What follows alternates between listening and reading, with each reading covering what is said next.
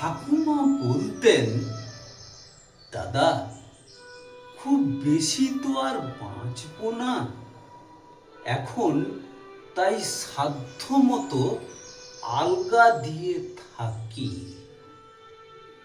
যে অল্প সময় আছে বাকি, দেখতে দেখতে কেটে যাবে। তোমরা থাকো ভালো। আমি দেখি কি করে আমার আঁচলের গিঁটগুলোকে ধীরে সুস্থে খুলে ফেলা যায়।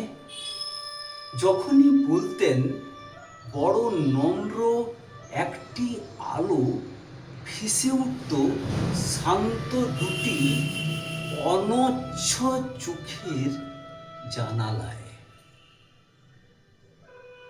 দিদি তো তক্ষুনি রেগে টং বলতো, তুমি যাবে কোথায়? দিচ্ছে বাকে যেতে?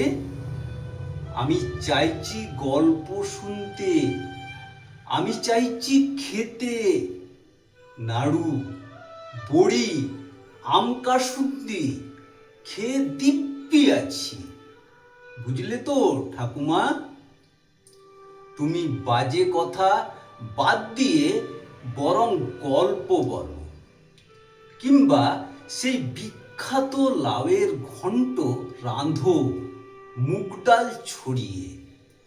আমরা চারটি খেয়ে বাঁচি। মোট কথা, গিঁটগুলি তুমি শক্ত করে বাঁধো।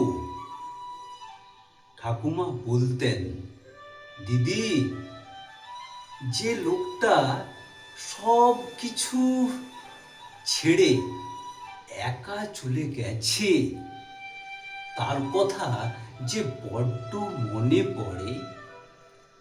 সেও তো বলতো, কলকাতা শহরে চিত্ত সুন্দরী থেকে সুন্দরী যদি বা থাকে, তার অর্ধেক সুন্দর রান্না কোথাও পাবে না। যার দেখা স্বপ্নে রোজ পাচ্ছি। দিদি, তাকে ছেড়ে কি আর থাকা যায়? বলতে বলতে হাসি ফুটে উঠত ঠাকুমার মুখে। আলো ভাসত দুটি অনচ্ছল চক্ষুর জানালায়। কবিতাটি লিখেছেন নীরেন্দ্রনাথ চক্রবর্তী মহাশয়। কবিতার নাম ঠাকুমা বলতেন। নমস্কার।